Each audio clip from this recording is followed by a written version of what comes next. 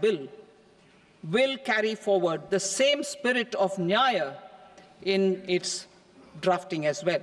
The new bill will be clear and direct in text, with close to half of the present law in terms of both chapters and words.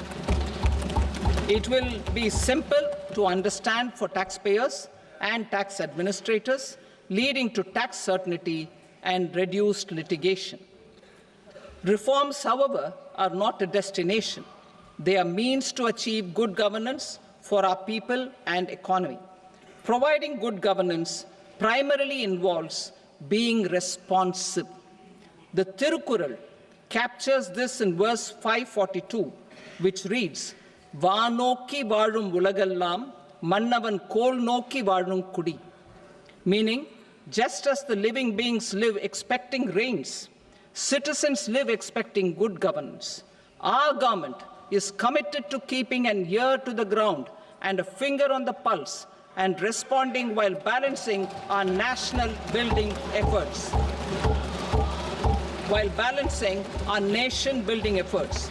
The following measures will detail just how our government will, under the guidance of PM Modi, has taken steps to understand and address. I repeat that sentence, sir. The following measures will detail just how our government, under the guidance of PM Modi, has taken steps to understand and address the needs voiced by our citizens. My tax proposals are guided by this spirit. The objectives of my proposals are as follows. Personal income tax reforms with special focus on middle class. Rationalization of TDS and TCS for easing difficulties. Encouraging voluntary compliance. Reducing compliance burden. Ease of doing business, employment and investment. I will come to my proposal on personal income tax towards the end.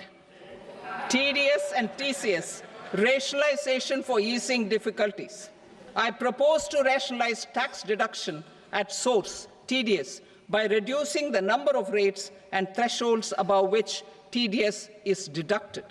Further, threshold amounts for tax deduction will be increased for better clarity and uniformity. The limit for tax deduction on interest for senior citizens is being doubled from the present 50,000 rupees to 1 lakh rupees. Similarly, the annual limit of 2.40 lakh rupees for TDS on rent is being increased to 6 lakh rupees. This will reduce the number of transactions liable to TDS, thus benefiting small taxpayers receiving small payments.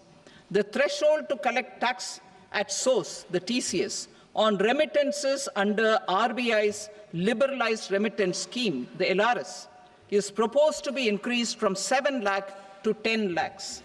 I also propose to remove TCS on remittances for education purposes, where such remittances is out of a loan taken from a specified financial institution.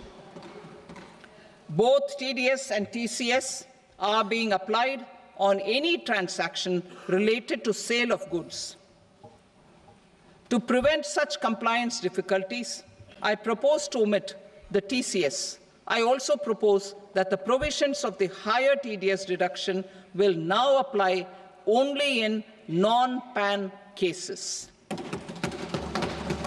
In July 2024, the delay for payment of TDS up to the due date of filing statement was decriminalized.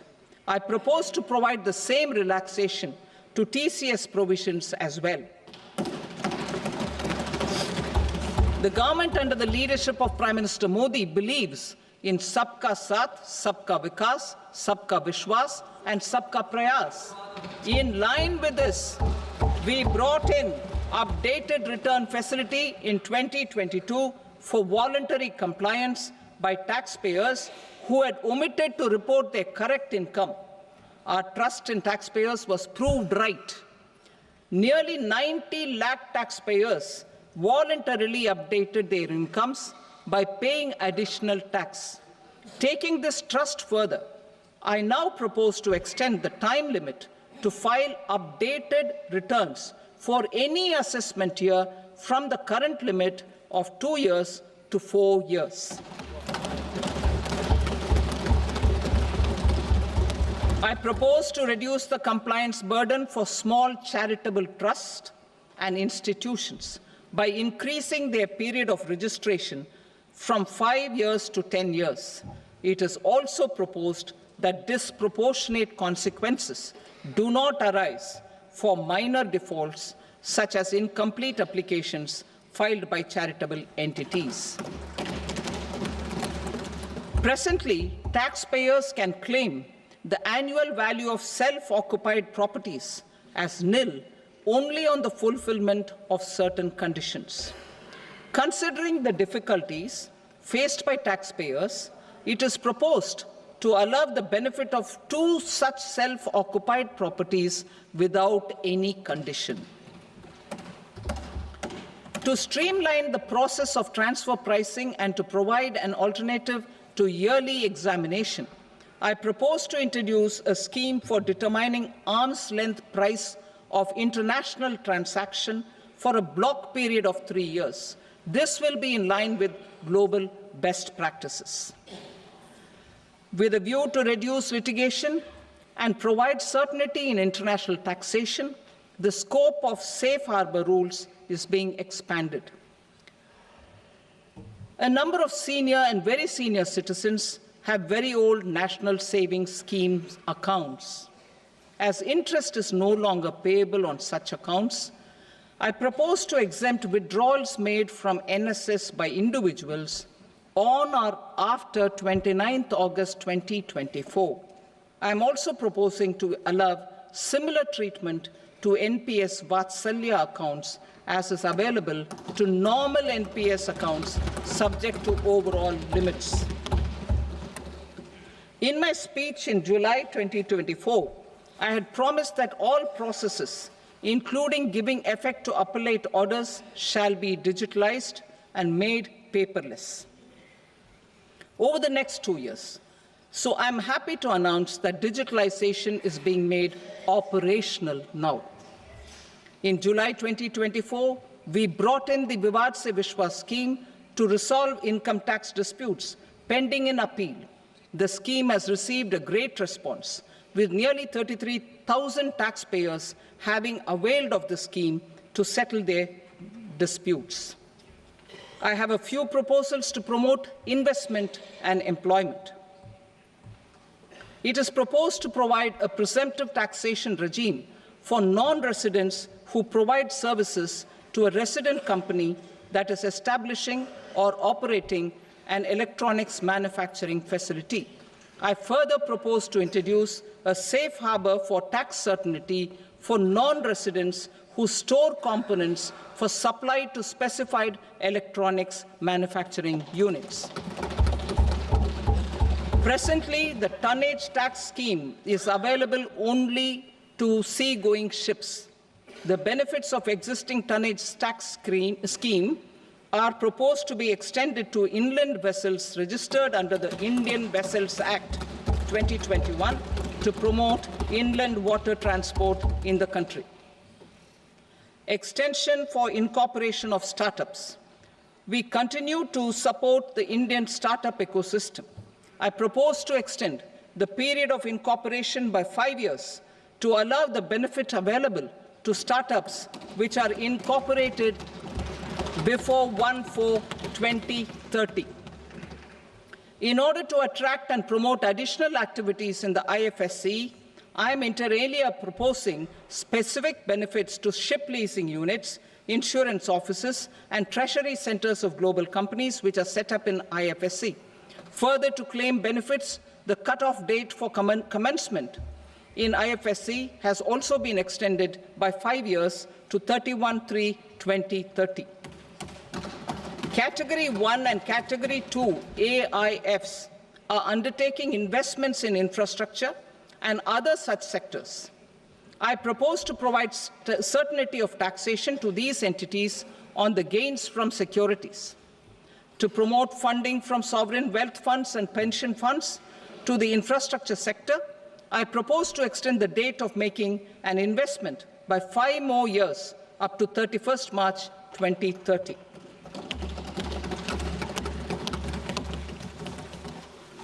Personal income tax reforms with special focus on middle class. Democracy, demography, and demand are the key support pillars in our journey towards Vikasit Bharat. The middle class provides strength for India's growth.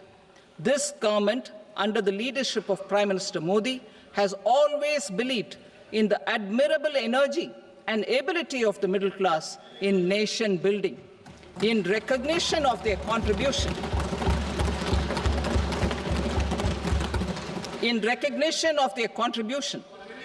we have periodically reduced their tax burden. Right after 2014, the nil tax slab was raised to 2.5 lakhs of rupees, which was further raised to 5 lakh rupees in 2019 and to 7 lakh rupees in 2023. This is reflective of our government's trust on the middle-class taxpayers. I am now happy to announce that there will be no income tax payable up to income of 12 lakh rupees.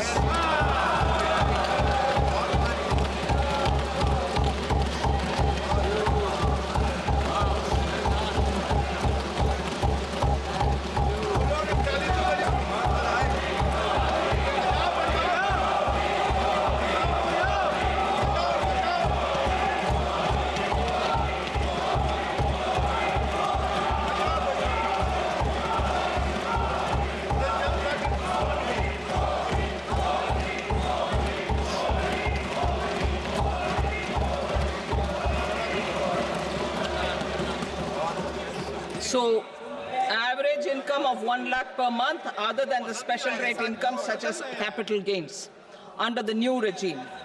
This limit will be 12.75 lakh for salaried taxpayers due to the standard deduction of 75,000.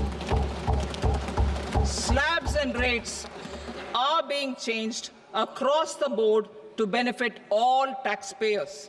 The new structure will substantially reduce the taxes of the middle class and leave more money in their hands, boosting household consumption, savings, and investment.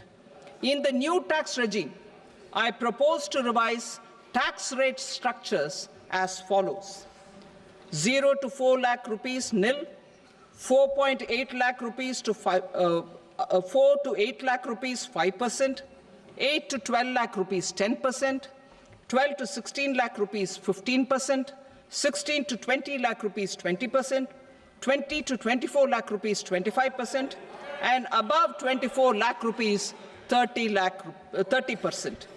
To taxpayers up to 12 lakh of normal income, other than special rate income such as capital gains. I read that again. To taxpayers up to 12 lakh of income, other than special rate income such as capital gains, tax rebate is being provided in addition to the benefit due to slab rate reduction in such a manner that there is no tax payable by them. The total tax benefit of slab rate changes and rebate at different income levels can be illustrated with a few examples. A taxpayer in the new regime with an income of 12 lakh rupees will get a benefit of 80,000 rupees in tax, which is 100% of tax payable as per the existing rates. A person having income of 18 lakh rupees will get a benefit of 70,000 rupees in tax, that is 30% of tax payable as per existing rates. A person with an income of 25 lakh gets a benefit of 1,10,000 rupees, that is 25% of his tax payable as per existing rates. Details of my tax proposals are given in the annexure. As a result of these proposals, Honorable Speaker, sir, revenue of about 1 lakh crore in direct taxes and 2,600 crores in indirect taxes will be foregone. Mr. Speaker, sir, with this, I commend the budget to this august House.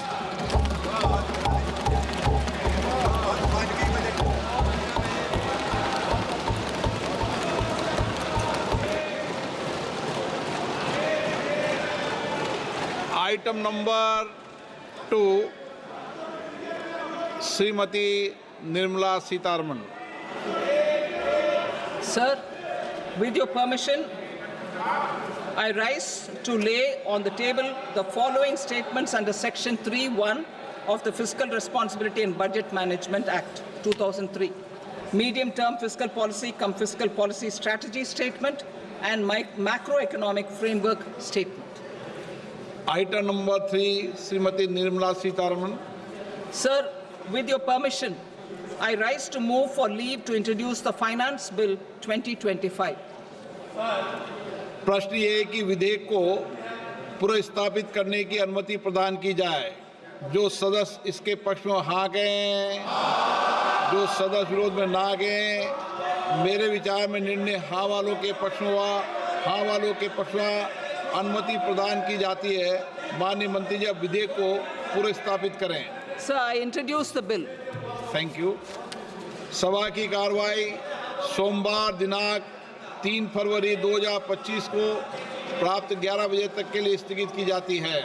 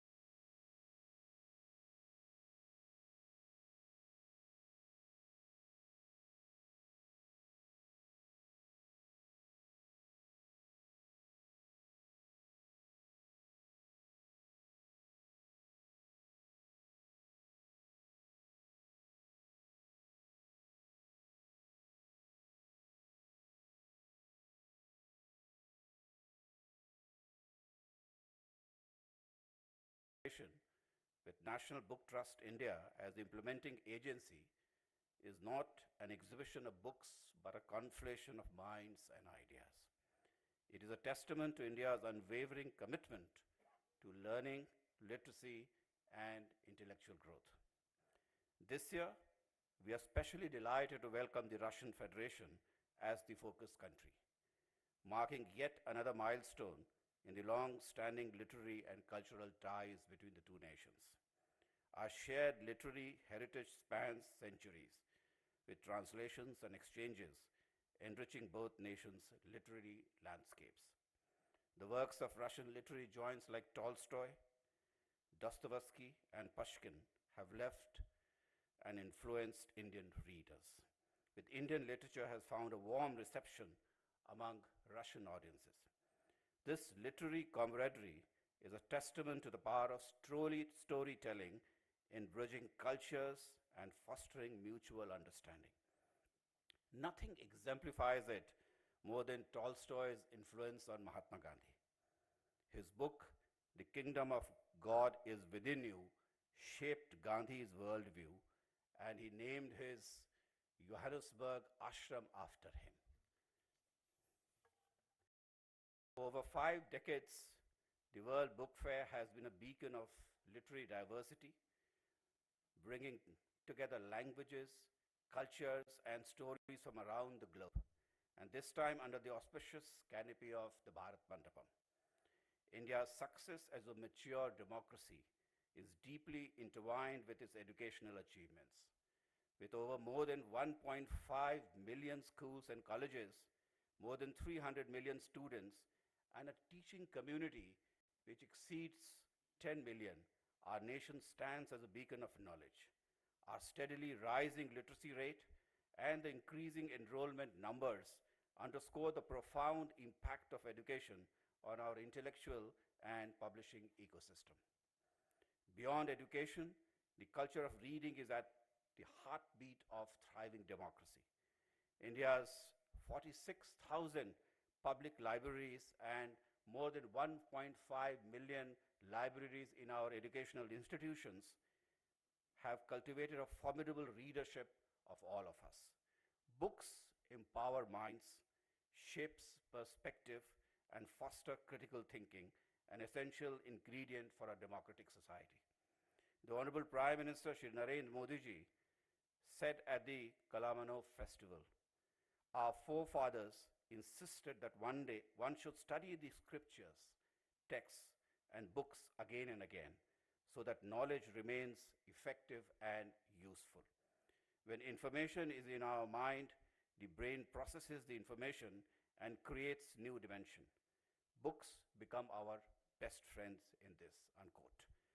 The commitment to knowledge is further strengthened by the National Education Policy of 2020, which paves the way for a vibrant knowledge economy, ensuring access to quality education and fostering an inclusive multilingual culture. India's publishing industry is one of the largest in the world, with more than 24,000 publishers. In 2019-20, India's print book market was valued at more than 8.8 billion US dollars and is projected to grow at a CAGR of 19.4%, that is between the year 23-24 to 25-26. The school sector dominates with a 71% share, followed by higher education at 25%, while the trade segment contributes 4%. This highlights the vital role of education in driving the publishing industry and ensuring the availability of books in both physical and digital formats. India's linguistic diversity is a defining feature of its publishing industry. With more than 22 scheduled and 99 non-scheduled languages, including 11 classical languages and countless dialects, our literary heritage is as vast as it is rich. This multilingual landscape not only preserves cultural identities, but also strengthens the publishing ecosystem, ensuring that knowledge reaches people in their mother tongues. A very, very integral and a foundational aspect of the National Education Policy 2020. The presence of publishers from around the world, including Russia, Germany, France, UK, United States, highlight the spirit of international collaboration that enriches our literary landscape. This book fair serves as a bridge between cultures, deepening mutual appreciation and fostering cross-cultural dialogues. In many ways, this book fair mirrors the democratic spirit of our country. Just as a democracy thrives on diverse voices, debate, and dialogue, a book fair thrives on the exchange of ideas, the celebration of different narratives, and the shared love for literature. Books give voice to the unheard, illuminate new perspectives, and nurture the free flow of thought, the very essence of a thriving democracy. As we walk through these halls filled with books and ideas, let us celebrate not just the written word, but the spirit of knowledge, curiosity, and discovery. Let us remember that every book opened is a door to a new world. Every page turned is a step towards enlightenment, and every idea shared is a bridge to a better tomorrow. Thank you, and may this book inspire many more minds to read, reflect, and rise. Jai Hind.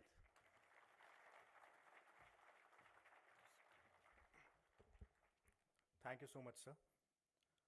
Books build bridges between countries, and literature is the soul of a civilization.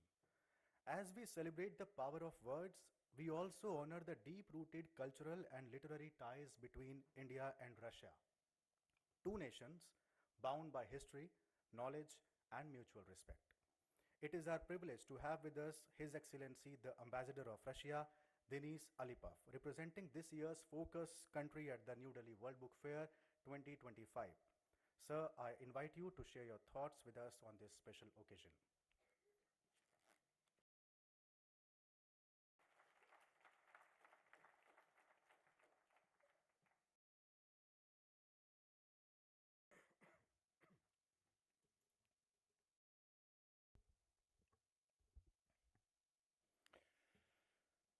माननीय श्रीमती राष्ट्रपति जी, सम्मानित श्री विनीत जोशी जी और संजय कुमार जी, सम्मानित professor Marathi जी, श्री युवराज मालिक जी, प्रिय साथियों, प्रति साल